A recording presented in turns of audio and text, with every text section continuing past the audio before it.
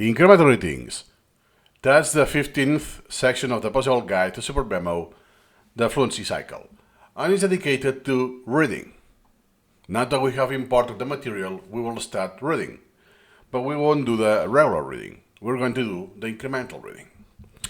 So we'll follow with already the art of deep reading and skimming.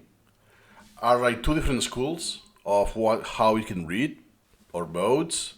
Then we have some analogies that I do helicopter diver and a scuba diver, which will be followed across the entire section. Why skimming is crucial. Then a metacognitive framework that I call reading GPS, which have three coordinates: purpose, content, and time. How you calculate the route, the mental scaffolding. Then the principle we will introduce, the principle of delay, because there is interruption. You do it on purpose, that you delay the reading. And this goes in consonance with the incremental extract processing. That is the first layer we need before we go to the extracting, which is the next section. Then an analogy, first aid analogy to understand this. Spatial partition, so you can understand that a different layer of reading, that you have repetition and you schedule it, even though it's not about memory. And then some of the high yield cognitive biases when you do the delay, like and especially the novelty bias. It's like the first boss you have to defeat. The psychological trap of done, strategic recommendations, and then finally, like to prepare you the mindset that in incremental reading, the time is an ally, not an enemy. That, oh shoot, I have this, I need 1 year to finish this, or 1 month, or whatever. It's the other way around. It's a feature, not something you want to avoid. So even though we mix a little of extracting, that is because it cannot be split altogether. But focus is on the reading layer, and one of the things you can do while reading is extracting. But we will cover extracting in the next section. And again, it's one of the sections, part of the incremental reading loop. Therefore, most of the stuff is based on soft skills. And also is the difference that in the mastery track, volume-wise, it will be much bigger than what we have here. So without further ado, let's start the section. Now it's time for the incremental reading loop, which is massive. There will be tons of videos about that. But now that we know how to import stuff in SuperMemo, now we will start reading. But reading within SuperMemo. That implies reading with incremental reading. So we will start more or less with the reading and one of the skills of reading, which is extracting. That's why I like to call it the art of the deep reading and skimming, because usually those are skills that are pole opposites of each other, and an incremental reader should use both. That will make an strategic reader. Depending on what it is, the priority, what you're looking for, your objective, you will do one or the other. And with this theory, we will link it with incremental reading, and we will go to the most SuperMemo dense videos. Okay, but let's start from the beginning. We know there's an information overload, too much information there, so we need to be deep readers and skimmers. We don't just need to be deep readers or skimmers. We need to be both. We can call this a biliterate mind.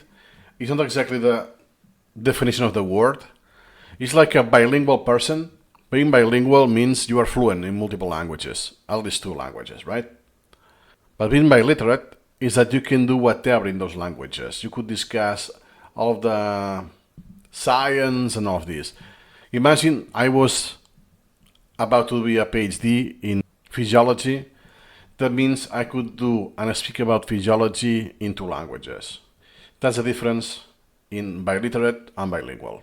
So, The incremental reader will have the ability to switch between reading modes, skimming for value, or going deep thought, just as the bilingual person can switch languages.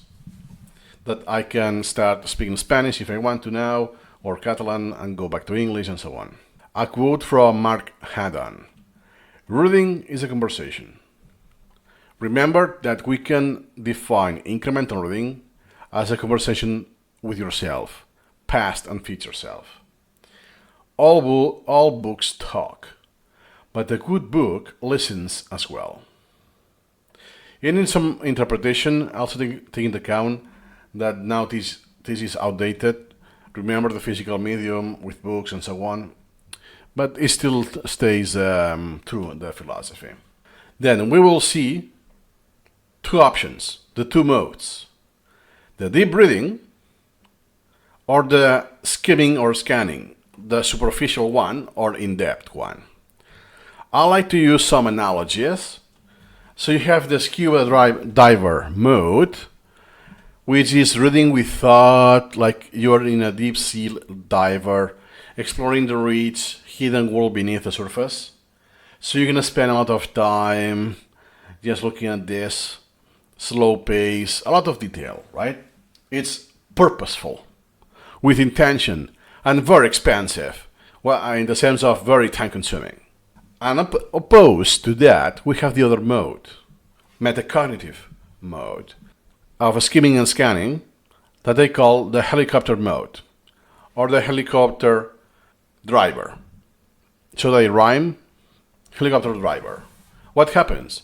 Skimming is like a helicopter pilot or driver, getting a bird's eye of the view of the landscape to identify the most interesting places to land. You aren't familiar with the territory. You don't know what's there, right?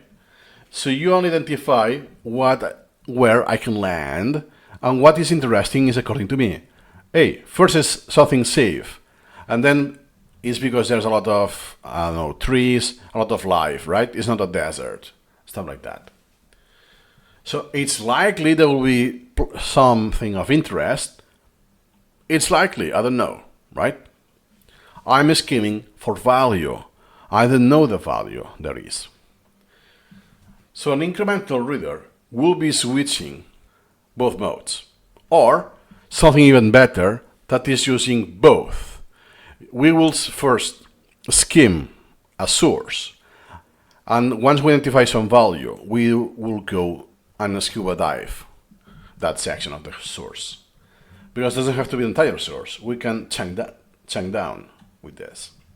Then we will see in more detail each mode, how to do it, the pros, the cons, very high level, nothing fancy, before we actually start with the extracting, which there will be a lot of overlapping. You will notice that.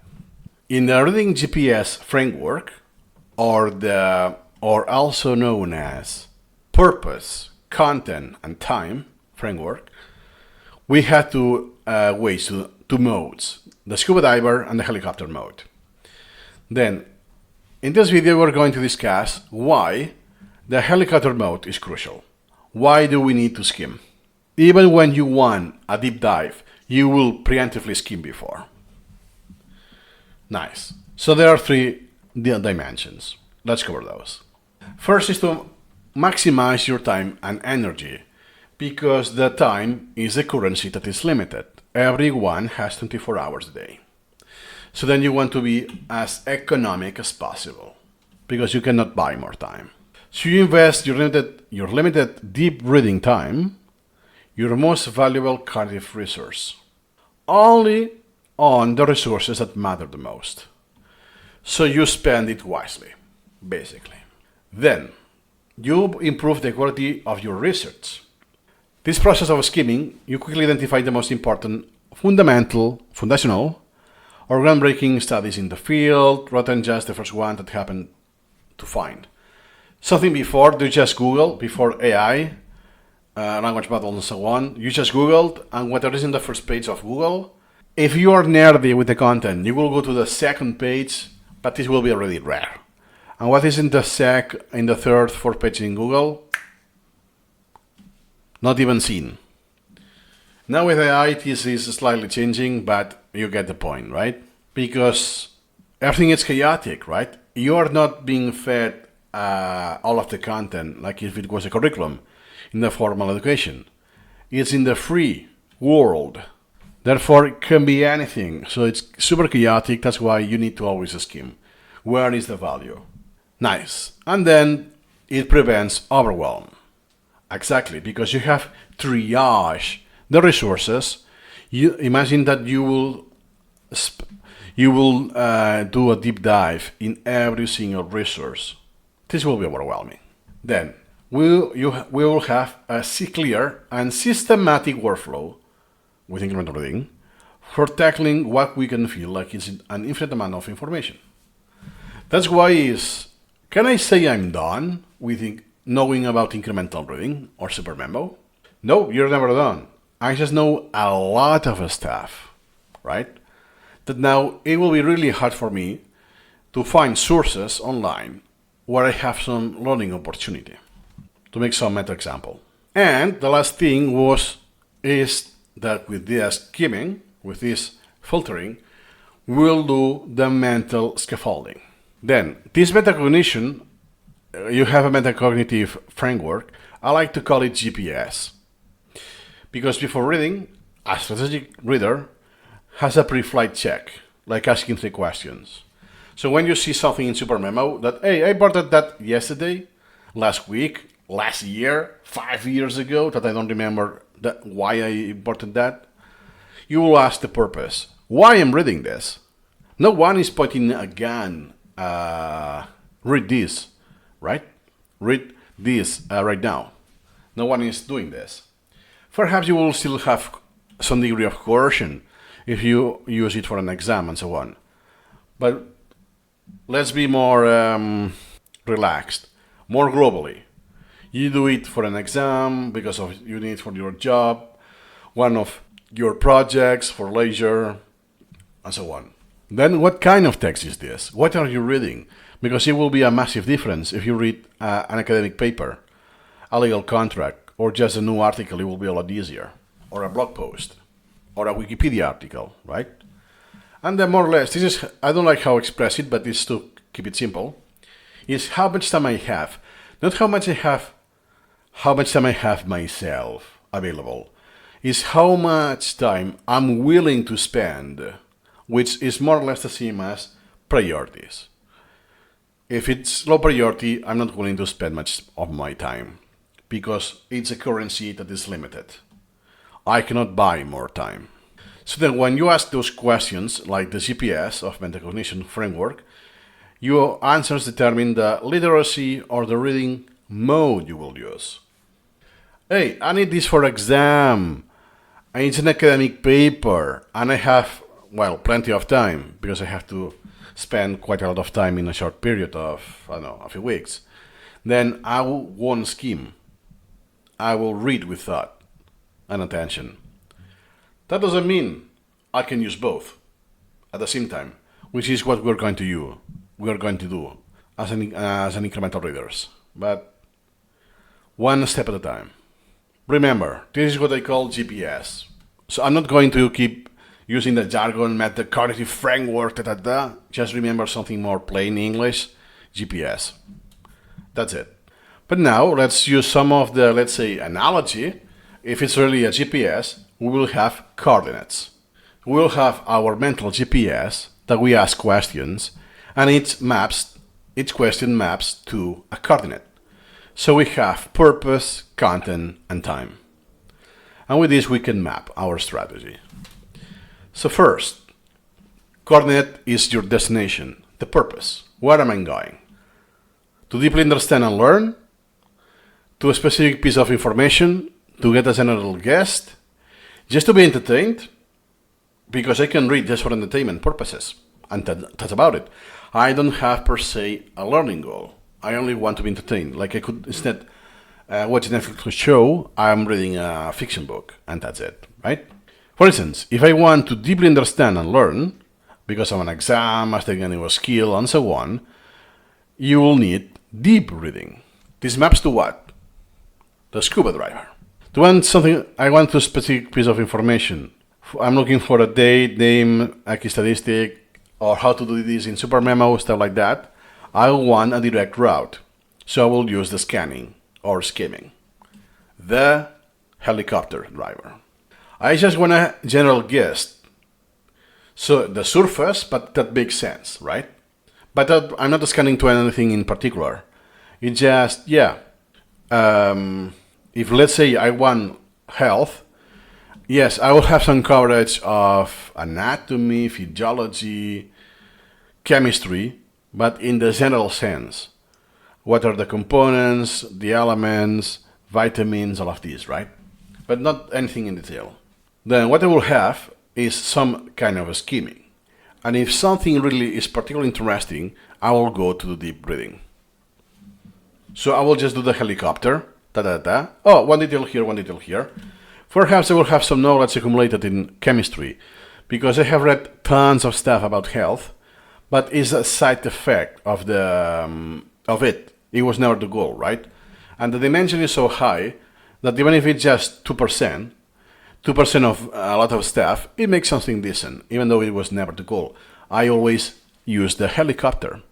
And if you are just being entertained or inspired, because sometimes it's just for inspiration, like the cliché example, reading a novel, but doesn't have to be fiction, the journey itself is the reward, but that doesn't mean you can still get some skimming or deep dive, scuba diving, in case, for instance, it's language level. That, oh, wow, what is this grammar thing? Especially if it's poetry. You will come across low frequency vocabulary. So anecdotically, you can still go catch the helicopter or the scuba driver, even though it's anecdotal. That is the first coordinate of our GPS, cognitive. Metacognitive, should I say, GPS. The purpose or your destination.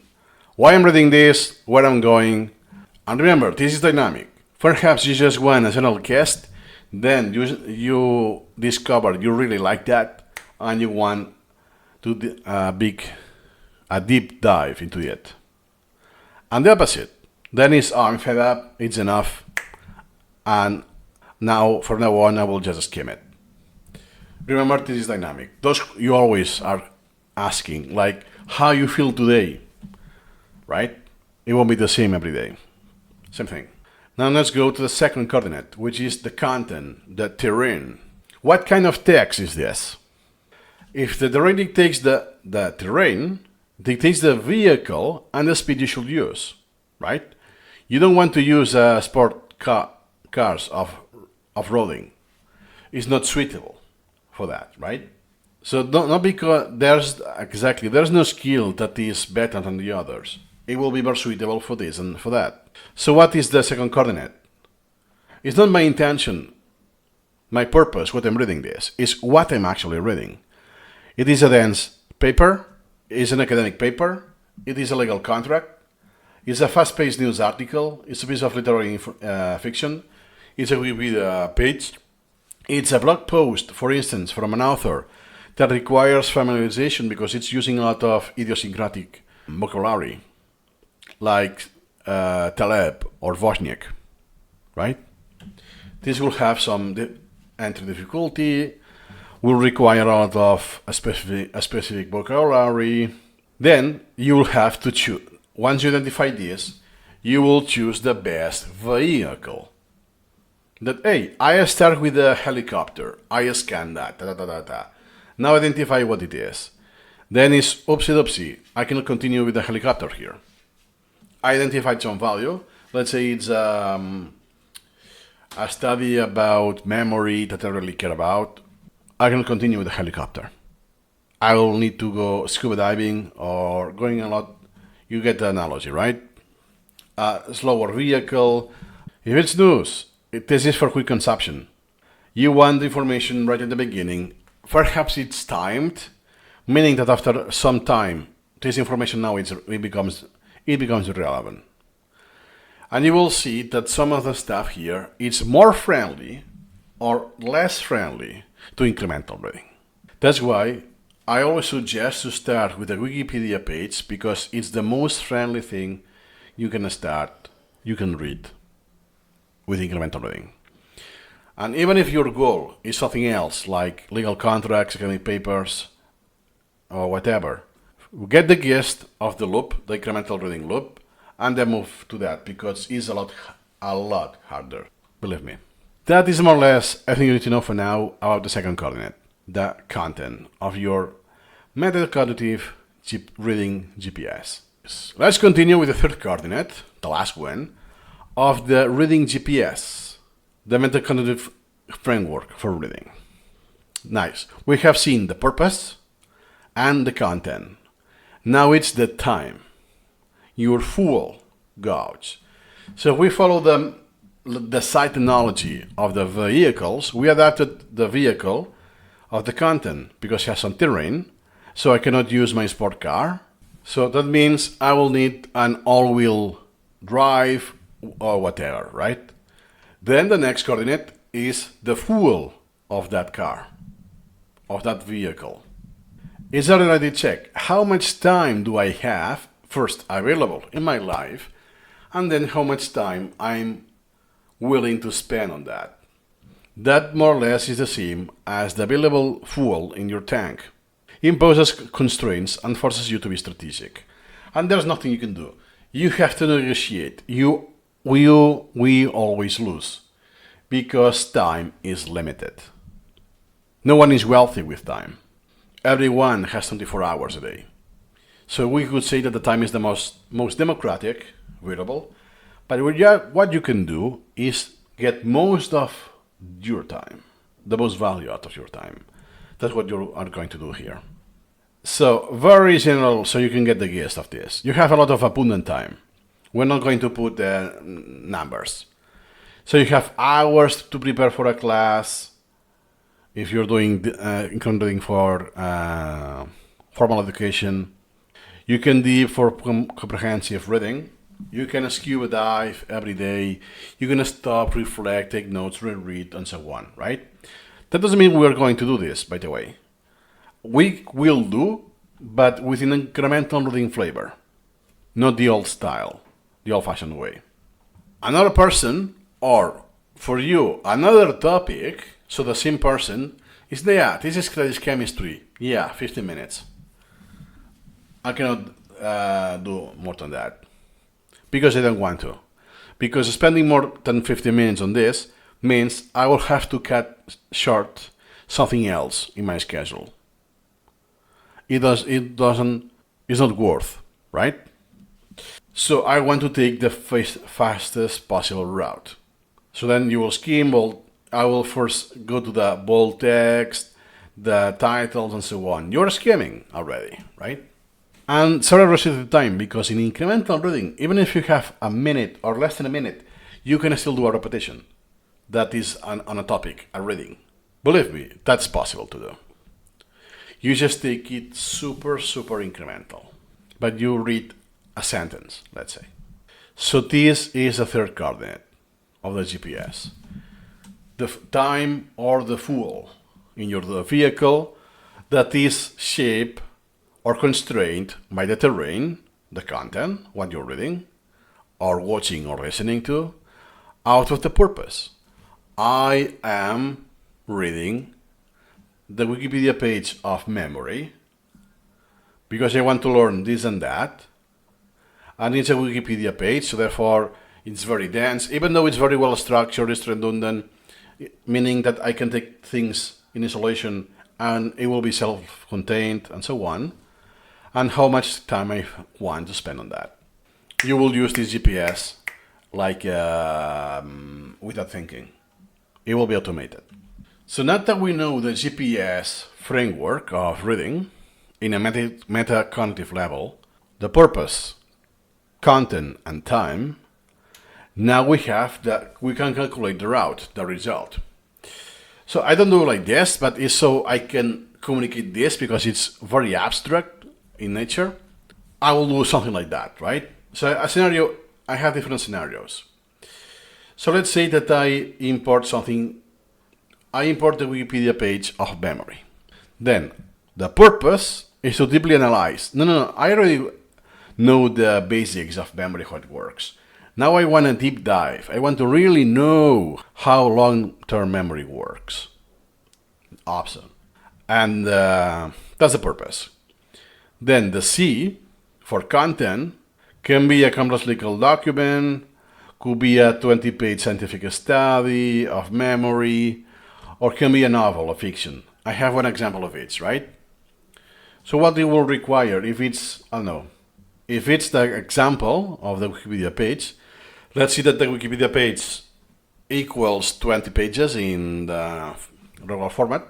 But hey, I only have 10 minutes because I have a lot of stuff to do, right? So I want to go in depth. It's something that requires the terrain. It's hard. There's a lot of jargon, density, and so on, and requires very likely knowledge, prerequisite knowledge, and be familiar with the terminology and so on. But since I have short time, I will still do the helicopter, a scheme. Yeah, I get the structure, introduction, the conclusions, especially if it's not in Wikipedia style, but an article, and get the charts. Like okay, more or less I have an intuition of what is there. And that's about it. This will shape how I read this article. If then, instead of Wikipedia page, is something I need for my job in my company. What I do with the data of customers, I need this, the purpose is the same. I need a deep analyze this because I want to follow the law, because not doing that could cost me a lot of money. But it's something different. I don't enjoy this. It's terribly boring. I do it because I'm coerced, I'm forced to do it because the law is applied to me. Happens to be that the second coordinate, the content, it's complex and it's legal document. It's a lot of jargon that I don't know, I'm unfamiliar with.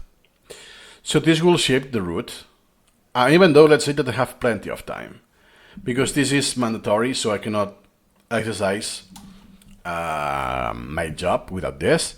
So I will spend all of the time required, whatever it takes. This will shape the result, which is the route. That means I will be slow, methodical, word for word, dealing with annotations. Me. Perhaps the lawyer could do you need this, because it's day by day. For that person, it's a daily thing. They are extremely familiar with this niche, right? So for a lawyer, the scenario A won't be true. The scenario B, that more or less we merge with Wikipedia, and then the scenario C. You have a book that, I have never read a book that is classic in English. I only read books, novels, because I was coerced in the school system. This already impacted me, and I never did it for pleasure. I actually did some books, not in English, but I never finished them. And in English, there are so many classics, and I haven't read any of those. And you know what? I want to read one classic. Nice. So let's see that I join a community, like a book club, the most cliche thing, right? But these have a timeline, because we have to meet at that day, I'm not in isolation, right? So therefore there is some deadline that then we'll discuss about this book, But oopsie doopsie, I did more stuff, and it starts in 5 minutes. Well, let's say that I will ask AI, right? But before AI, what I will do? Skip chatter, where do you think the quote is located, looking only for the keywords. So if they ask me, I could still create an insight, let's say, even though what I will say is about the only thing I read, basically. Is another scenario, just to cover more or less all of the territory, all of the possibilities. So then, our framework can be now described as purpose, content, time. The three coordinates, the GPS. The GPS framework, or purpose, content, time, and you move from a passive passenger to an active strategic navigator of information. You will apply this layered. That's why it's a big deal. Because you don't do this now, as I mentioned. Oh, it's the first time I see a Wikipedia page about memory, and I will do that. No, because once we will see that we make extracts, hey, I want to remember this fact that is in this sentence, or whatever, that will be scheduled in parallel, I can repeat the same process, recalculate the route of a section of the source. Because in incremental reading, we're chunking stuff down. That means that I can read stuff in parallel. Not by, even I can break the sequence. So I go to the second chapter, let's say, before reading the first. Or I'm still reading the first, and I go to the second, the third, and so on. And I will repeat the same thing.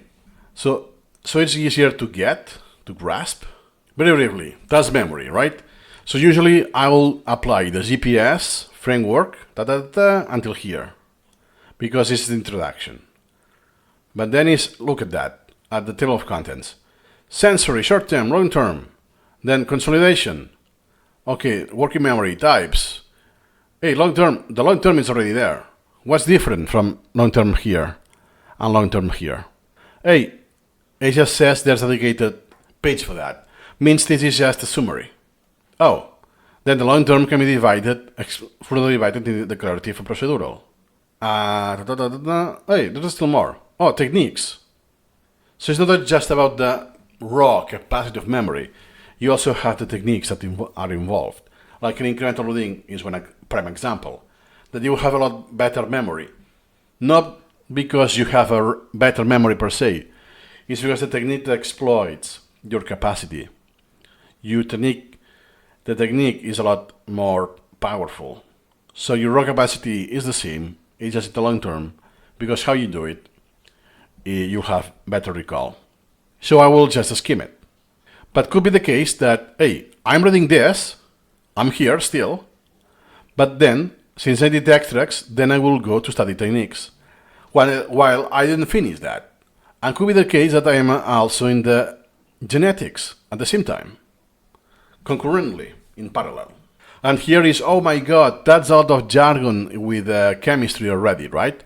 This could be a rescan of the GPS framework. Hey, now this has changed.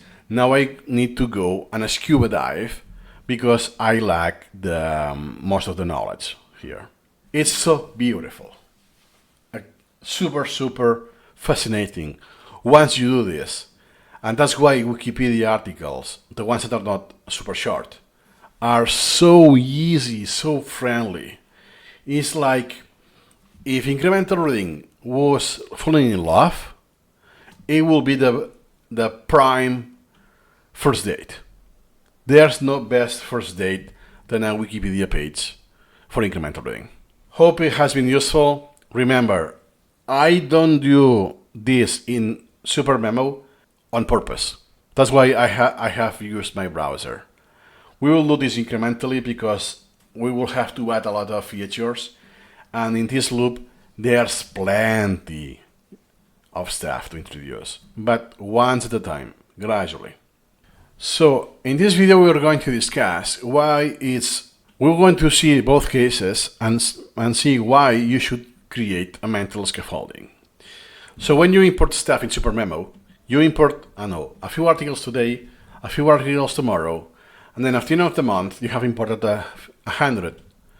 So eventually, you will come across something that you don't even remember importing, right? So the first time you will see it in SuperMemo, you will do a scan. Remember the GPS framework, Metacognitive framework, right? What am I reading? Why I'm reading this? And all of this. So we have two approaches. The inefficient approach, which is no scaffolding, you just go on YOLO, or the efficient approach, that is with a scaffolding. So in learning, the facts, definitions, and examples are your bricks. The mental scaffold are the underlying structure of your author's argument, the author of what is written, basically, that you built in your mind during the initial scheme review. That's why the analogy is that imagine you want to build a house. You have a massive pile of high quality bricks, windows, wire, pipes, everything you ever need to build a house. Everything is super high quality. But if you don't have the scaffolding, you will do, hey, where does this brick goes? Yeah, let's put it there. Let's put it there. It won't be efficient. So then, let's quickly follow each case. With no scaffolding, you pick up a brick, you try to figure out where it works, where it goes. You then try another, you may lay a few on the ground, pick up on the window, where this goes. Yeah, this on the frame, You improvise at some degree. So then you have a disorganized pile of materials, you will have something that it becomes unused, and so on. So basically, this is analogous of the traditional and linear reading. Hey, let's start with the chapter 2, page 34. Okay, I obey. But you don't know the rest, right? This kind of thing. Then we have the efficient one with the scaffolding. You first erect the fundamental frame of the house. The steel beams, the wooden supports, the outline of the rooms, pa-pa-pam. This is your scaffold. It doesn't keep you warm, but it provides essential structure. It won't fall. And it's just a matter of iterations that you will build the house. Following the analogy, when you pick up a brick, you know exactly where it goes. In the wall of the first floor bedroom, here, there, you pick a window, it goes there, belongs to the frame for the kitchen, because you have this awareness already. It's a massive deal. So, following the same example, I already know, Wikipedia is super friendly because everything is organized with sections, so I even have the table of contents, so I don't even have to scroll up and down. Only if I want to see how much text there is, because, for instance, could be declarative. Oh, it's just 2 paragraphs. Aging. Oh, I was expecting more, right? But it's because there's an article about this. And then look at this. Look. How many paragraphs? Just for normal aging.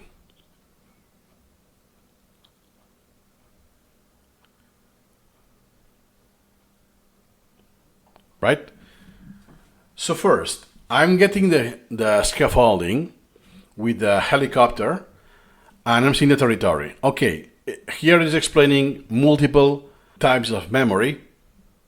Then you have types here, specifically, but you also have this sensory insert term that are not those types, but because of that, it's so high yield that they have their own section before, because it's a massive deal. It's like its own article, its own concept. Yes, it's a kind of memory, but it's its own concept, short-term memory. It can be justified on its own, right? Because it has been very well studied and all of this. Then I have by types, I have the techniques, then the physiologies, the genetics, and then genetics in different stages of life, memory disorders, if I do care, or no, I only want healthy individuals, right? So I can just neglect this. In plants, and I'm sorry, I only want humans, and stuff like this. So then I say, hey, because I use my GPS, the coordinates, I'm telling preemptively, the value is in the long term, it's here. Because my objective was long-term memory. And is here as well. Long-term. That also means that this article will be of high interest, because it's part of the long-term memory. I have a scaffolding. The only difference is that instead of using the browser, I will be using SuperMemo. Within SuperMemo, I will scroll and so on. And I will take the decisions. If that means, I will translate in plain English. That means that I will make an extract of this. It will become its own topic in SuperMemo. I will perhaps increase the priority. This that I don't care, let's say in plants, I will just remove it or just leave it there, ignore it, and so on. I take actions incrementally, but it's because I'm systematic. I take those decisions as a consequence of asking questions as I'm reading. As soon as I click next repetition and I start reading, it becomes automatic. we're going to cover the principle of deliberate delay in incremental reading, because this delay, because of interruption, is a feature. And it's a principle because we abuse of this principle. We abuse of this feature. So mastering learning with incremental extract processing. We can call it like this. We're going to see the analysis of advanced learning techniques, like this one, for the digital age. Okay, so what's the challenge? In the modern world, we have way too much information. There's more than we can learn, even if we filter, only in English language. So everything that is in Hindi, Chinese, and so on gets discarded. Still, it's way too much. I have an overflow. Oh, only about this, I don't know, what I like, the domains I like, is still way too much information. So the solution is incremental reading. Here I'm not going to cover much, it's just the intro. So this video can be understood on its own. The details are in dedicated videos. So incremental reading just manages this information overflow and has like a funnel of knowledge. You collect the reading material, you do extracts of what you want. Hey, that's interesting. Hey, I want to dig further on that, or I want to remember this. Then you formulate this into close relations. You do an extract, then you do a close relation. Then later you can convert in question and answer and so on. First, hey, I want this, and at this importance, this priority, and then I want to remember this. And then I keep this in a spaced repetition to keep this in the long-term memory once I knew. Once I understood, I want to keep it in my long-term memory. Awesome. So then, what's the core question? Is that once you have pulled the information, that seems important, what do you do after creating the extracts? Do you continue reading? You ignore the extracts, like floating in a limbo? Do you immediately process them? So I do the extract and right away I process it? No, you will wait. The deliberate delay. So the answer, even if it is really counterintuitive at the beginning, it's called incremental extract processing. You will do the extracts, but you will wait for them to become outstanding, as scheduled, to review. The reading, the learning, is scheduled, not just the flashcard. So now we know more or less what is incremental extract processing. We have an intentional delay, a feature, between creating the extract and processing the extract before it gets into a flashcard. If it does, perhaps you just, okay, I'm done with it, there was nothing useful or new for me, I don't create the flashcard necessarily. Then, instead of creating the close solution or question answer immediately, like what you will do as an Anki user, that I only have flashcards in my software, so I need to keep reading and convert that in flashcards right away, because I cannot have extracts in Anki, right? So then you leave the extract raw, as how it is in the source, and let the algorithm schedule for review. Then it's spaced, yes, but it's not the same for flashcards. So what has in common is that increases, the intervals do increase, but it's a lot shorter and it's not optimized for memory, for avoid forgetting. It's just spaced. That's it. So the learning material is a slightly different algorithm than flashcards. Then this reframes the purpose of the extract. The extract is not a final product. That's why it's incremental. You start from the raw and you cook it until it becomes cooked and ready to eat, right? So it's a candidate for knowledge, it's still information.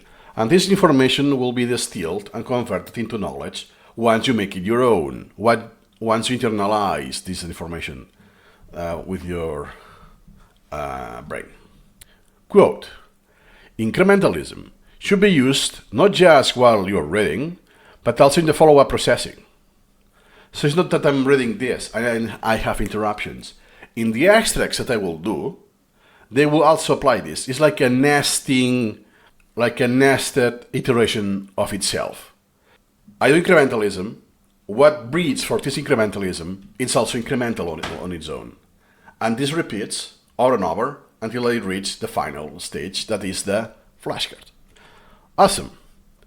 So one tip, if it's too foreign for you, I have a tip. Treat an extract like a first date.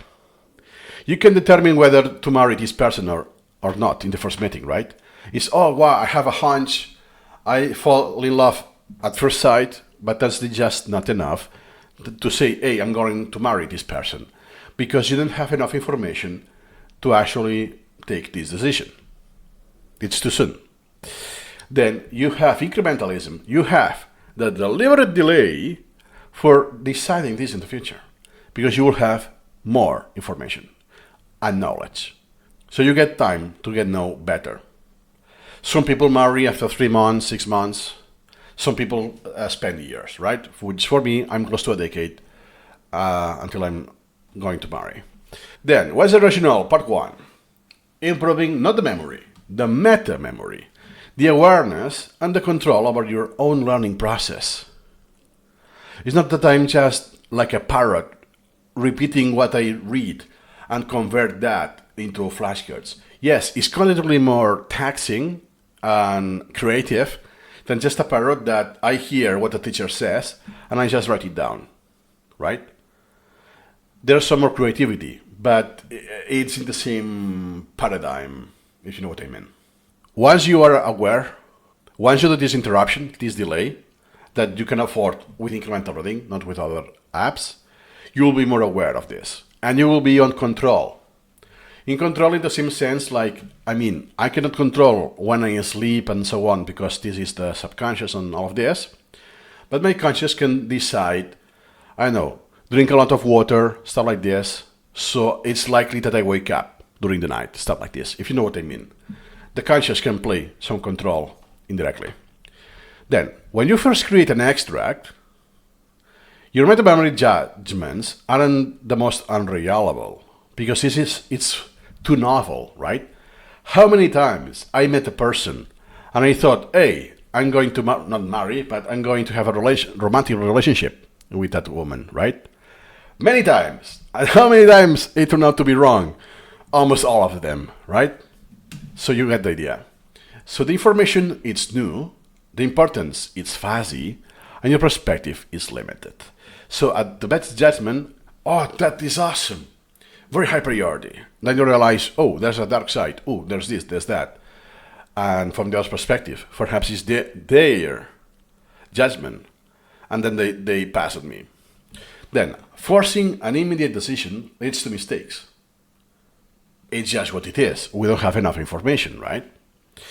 So, if you create the flashcards right there, for instance, manually, or now with the aid of AI, you create flashcards that are good quality in the sense that are very well formulated, even perhaps beyond your abilities. So it's a higher quality than what you are going to do today at your skill set. But they are poorly phrased or trivial in the sense that are redundant. I can have a text and it creates an atomic flashcards for every detail. And for instance, a Nobel Prize winner, what he did, what is about, I think it was physiology, the cure of this, how it works. But the flashcards, the AI will create flashcards of the pet, the name of the pet he had when he married. But how this is relevant for physiology, right? More or less to have 1 point on the fly. So you can't decide wisely on what you want to extract because you lack the clarity and relevant information to determine it. With AI, you can get, hey, let me a summary and more or less do this quicker with fewer iterations, but you still need deliberate delay or you will pay the price. Not today, but in the future, you will pay the price. And the more to the future, the more tax you're going to pay for that. So you don't know the extract well enough to know what to do with it. Then, the spaced repetition is a tool for judgment, not just memory. Could be the case, it's likely the case, that if you have some pals, if you have some people that introduce you to spaced repetition, And especially if you went or you are currently in college, university, and all of this, you may be thinking that the spaced repetition is just about memorization, rote memorization. It can be used for such goal, but it's the worst re-implementation. It's not even the default implementation. So in incremental extract processing, the goal of the first reviews is not just to remember the extract, it's to re-evaluate it. It's not, we have the spacing effect. That's why the algorithm, if you remember, the algorithm with flashcards and with extracts have in common that are increasing. The intervals do increase in time, and that's about it. The purpose is massively different. I don't want to optimize for retention because my goal is not to remember the extract, it's to reevaluate it. This will be the case if I want to remember the extract verbatim, like some people do with extracts of the Bible or some other religious text that they want to remember word by word, which is an outlier case. Then each review, separated by a calculated delay, is not random or arbitrary, gives you a fresh perspective, allowing for more rational and well-informed judgment. That's why sometimes you already know, oh wow, I'm way too unprepared for this. There's a ton, I can already judge. There's a lot of semantic distance, what's called. That the background knowledge I need is not there. I need to build a foundation, and then I will be able to understand that text. That, hey, let me delay this artificially myself, not through the algorithm, and I push it to 100 days, or next year even, right? Quote, each time you rethink structure and formulation, you hone the representation and connectivity of a given piece of knowledge in your memory. That's why, specifically in incremental reading, or at least in SuperMemo, how it's implemented, when you create the flashcard in a topic, you do the close deletion, you select the text and do the close deletion, this already counts as the first repetition, because you have read this once. Then, if this gets scheduled, you will read it twice. But your future self will read it again, with a different knowledge, usually more knowledge than before. You have crystallized some knowledge that before it was just prone to be forgotten. It was not stable, right? And not just that, rethink, you can also reformulate it. So how it is exactly phrased has changed a little.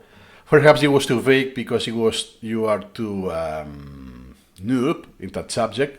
Now that I more or less kind of mastered at least the jargon, now I can phrase it in a way that is easier to understand, it's less abstract, and perhaps now I can do the flashcard unlike before. So tip, let your spaced repetition software, in case you don't use SuperMemo, act as your judgment scheduler.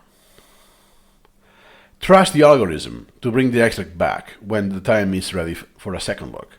That's why priorities are a must. You cannot neglect priorities or this won't be true. It will be almost arbitrary, but you're going to see that next time. Next, Rationale Part 2. Then the incremental extract processing is a systematic defense against cognitive biases that distort your judgment.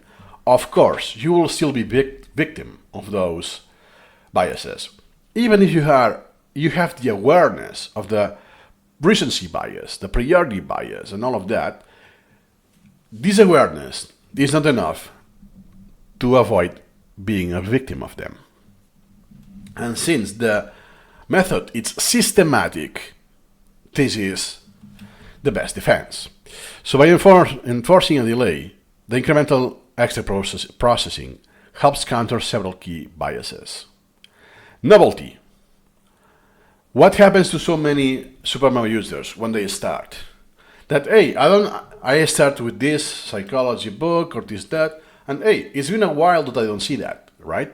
Because they focus on what is new, what you do every day, and then you won't see it again unless you really are honest with your prioritization.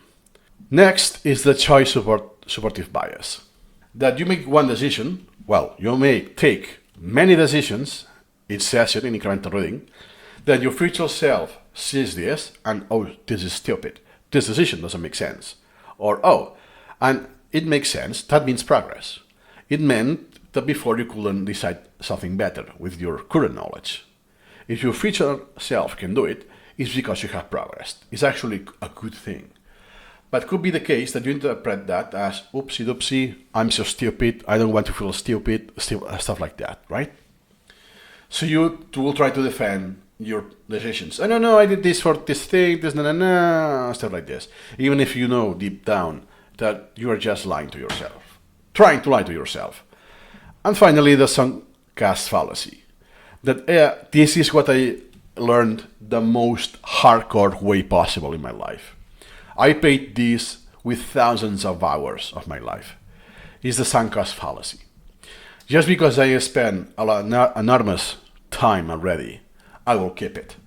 I will continue. I'm going to move on, right? When perhaps the best decision is to move on. And then you're telling me that I invested more than 1,000 hours in this. That doesn't end to anything. I was wrong. I was in the wrong paradigm to begin with. So, regardless of what I do, in the wrong paradigm, there was no possible success. Yeah, that's the case, and I have a video about that on its own. So let's focus the first bias, and how it could be more or less tackled with incremental extracting processing, the deliberate delay. So what it is, tendency, the novelty bias or recency bias, tendency for your brain to disproportionate weight and your attention to new things. That's why people are so hooked in TikTok and social media. It feels more exciting than what actually is. What's the problem?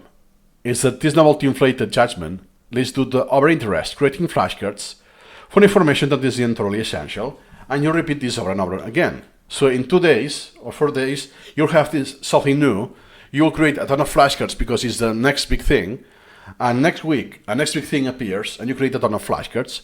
So you have an absurd amount of flashcards, especially if you use AI, that you're not going to review. And then I have a lot of low-value flashcards, and if you remember, because you haven't done the delay, those are not good quality. Not how they are phrased, in the sense that perhaps they just cover details that doesn't matter. They are redundant. They are pointless. What's the solution? The mandatory cooling off periods. In incremental reading, the feature of incrementalism, strictly speaking, conceptually, is non-essential. Meaning that if you take out the interruption, you can still call it incremental reading. But in this case, if you really want to combat novelty bias, then it becomes mandatory. The interruption is required. It becomes essential. Or you will be a victim of the novelty bias. So when you review extracts, days, weeks later, and so on, you can evaluate the true utility. More sober. That's a key word. So imagine you're drunk, you take decisions while drunk, and then next day or a couple of days later, you're sober, and whoops, how I made this decision, right? More or less it's some sort of analogy. So then, the new car smell of an extract wears off before you decide to keep it in your garage forever. Yet another analogy. Don't be a victim because, oh, this is super shiny, smells new. I will be a victim of that. Next, I'm putting together second and third bias. The psychological trap of done. So what's the problem? Once you convert an extract into a flashcard, you think that you came across the psychological threshold of done. This is especially the case if you're familiar with the linear fashion of Anki. I have a text, I read it in a sequence, and I Ankify it. I always reference to Anki because it's the most popular, but this can be anything. Remnode, any web app you might want to use. And then, hey, with this article, or this text, or this section, or I don't know, something bigger like a chapter, done. And you will keep the sequence. Or perhaps you change to a different subject, a different source. And you come back and you continue. Awesome. In incremental reading, It doesn't work like this, because this is very, very limiting, this approach. Then, not because I have read, imagine this is my source material, not because I have read everything, and I read here until the end of text, I'm done with it. Nope. You just reached the end of the learning material, but hey, perhaps you can do more extracts, or the extracts you already did can be done again after the delay for something we have mentioned already, that you will have more knowledge, you will have crystallized more knowledge on all of this, right? So you don't have the threshold of done in the same manner of the linear fashion of reading. This makes it a lot harder to review on when to delete it. And two biases come into place at the same time. Once again, the sunk cost fallacy. Oh, just because I invested a ton of time, I will continue. I don't want to waste the effort because, hey, I have spent time, perhaps now with AI, not that much time, but you will know what I mean. That I read this article, I spent my time, I created the flashcards, and now just because I spent 20 minutes yesterday, I don't want to sacrifice and trash it, right? Because deleting the flashcards will make it's like the same that I'm trashing those 20 minutes of yesterday. And the choice supportive bias that we have seen, that retrospectively, we feel our choices better than where they're made. That no, my previous self was not that stupid to make those shitty flashcards. Or not shitty because perhaps was done by AI, but you accepted them. But it's because you're way too new. So let's say that today I start reading about crypto. You think I will make the best decisions with cryptocurrency? No, it will take a while, right? So imagine I create the flashcards right away. Most of the flashcards will be something that are absolutely pointless. From the Wikipedia article of Satoshi and stuff like this. So quote, the sunk cost fallacy is our tendency to follow through with something that we have already invested heavily in. Even when giving up is clearly a better idea. That's why it's the sunk cost. It's a very good name. I'm guilty of this big time with thousands, tens of thousands of flashcards that I kept reviewing just because the time I invested. Because I could tell, I don't know how much creating them, because most of them were created manually by me, by the way. It's just the time I invested reviewing them are in the thousands already. I don't want to trash many hours of my life, hours that I spent alone at home, drilling because I was bored to death until I was nodding off. All of the time that my friends were having fun and I was drilling Anki, like a medical school student, right? It's a heavy pain. Again, not the point of this video, but it's very, very deep topic. Then, tip. Keep extracts in a low investment draft state. It's low effort. You have this incrementalism, so don't invest a ton of time at the beginning. Do it iteratively. This is a hard skill to get. Now I do it. It's been 5 years that I use incremental reading, and now I can do this kind of thing. But it took me years to realize that, because you have that, I don't know, right now, and now with AI, this is even bigger. This bias is a lot easier to trigger. So the natural action for a draft is modification. The natural action for a finished item is retrieval. This is a golden nugget right there. So I can ask you, once you think you're done, when you are retrieving, there is no more modification. So incremental extract processing keeps knowledge in the modification stage until its value is proven. Another golden nugget. I will keep an extract, even though I may have finished it, but I still have some value from it. So once I cannot modify it, so my future self, different versions of my future self, cannot add anything, so then every time that my future self gets this again, I have a modification stage in my knowledge, right? Every time I have more knowledge than before. And therefore, with this interruption, with this deliberate delay, the extract proves its value. And then, hey, this deserves a flashcard. Unlike at the beginning, I have an article, give me the flashcards, I'm done. You're done of what? Of converting the text into a flashcards. That is what you're done. You are not done in any cognitive processing here. Perhaps you didn't even read the article, perhaps you read it yourself and then triggered the AI to create the flashcards, but you skipped all of the learning process. There's the magic. The magic happens with AI to generate the text, the flashcards, but all of the knowledge is not there. You have the information, not the knowledge. Then, strategic recommendations. How to put incremental extract processing? Because some people, I have done some reactions to some other videos in YouTube. They don't actually do this at all. They make the extract, they process it right away, and they apply done, right? It will be the opposite of the spectrum. How you can move into the spectrum, not necessarily the other extreme. Embrace the deliberate delay. Consciously resist the urge to process extracts immediately. Yes, you can. Yes, it's very easy with AI. Not because you can, means you should. Then, redefine progress. Progress is not creating flashcards.